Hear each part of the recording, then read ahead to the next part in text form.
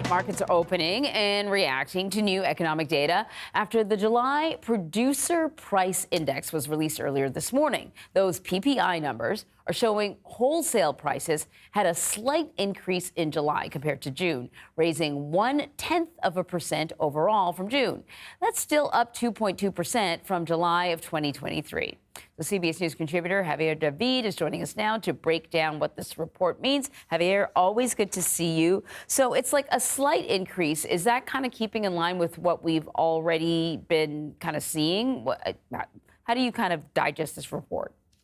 Yeah, anytime you hear the words less than expected in the context of inflation, that's unequivocally good news, especially given the run of hot data that we've had since the beginning of the year.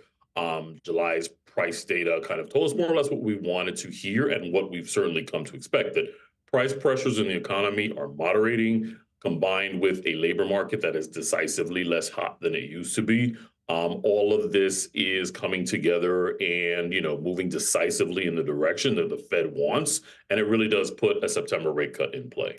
So there's also an updated inflation report that's coming out tomorrow. What are the expectations for that? Yeah, so we're hoping that will continue to tell the story of an economy that is not falling off of the cliff, but at least demand is starting to moderate in a way that is giving way to cooler inflation. So prices are still rising, but they are rising at a much more moderate pace. We have, again, the jobs market that is, helpful or conducive to what we want to see, and certainly what the Fed wants to see. So hopefully, consumer prices, we'll be watching those closely, and that'll continue to sort of give us cause for optimism. Yeah, you had mentioned, the possibility of a rate cut come September. I think in like previous conversations, I felt like really secure that was going to happen, but then we had some messiness happen over the last couple of weeks. But what we're seeing right now, this is the sort of thing that the Fed has already said that they've been looking for. Right. And, September is going to be critical because it's already sort of almost a certainty that we're going to get a rate cut. It really is a question of, how big it will be. After last week, we all thought maybe the Fed should do 50 basis points, but, the market sort of corrected itself. It looked as if that one sort of Black Monday that we had going to be a lasting effect, but it did not.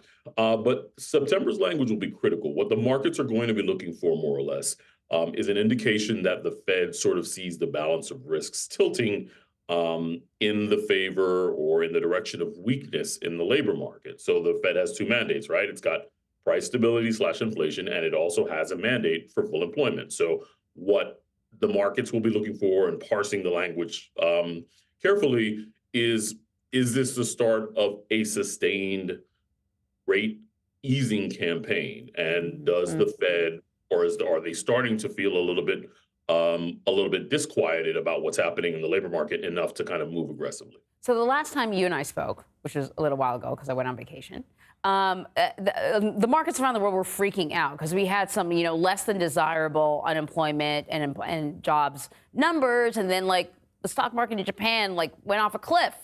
And then all of a sudden, everything corrected itself. And I thought to myself, geez, these numbers seem to me to indicate, a soft landing. It was like a little bit of a tweak in employment. Why is the world freaking out?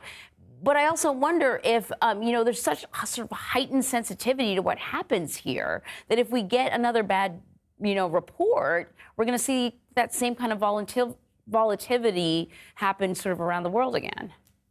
Absolutely. Look, markets have a tendency to overreact, and I've said this a million times. And my former boss, Sam Rowe, called it in his newsletter an air pocket, and that's precisely what it was. He often stocks usually go up in the long term.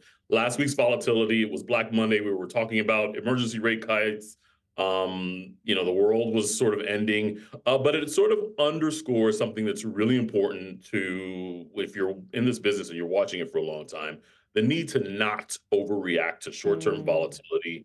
These things do happen. You got to keep your eye on the long term. One day in the markets is practically a lifetime. And as we now know, that entire move has reversed itself. And that's kind of like, investors get jittery, and when you get jittery, you make emotional decisions and you hit the sell button. But all of a sudden, the very next day or even the next hour, you get some data point that makes you feel, a Boolean all over again. So Right. again, it's important to not overreact. Right. Everyone settle down. Javier David, thank you very much. Sort of thing.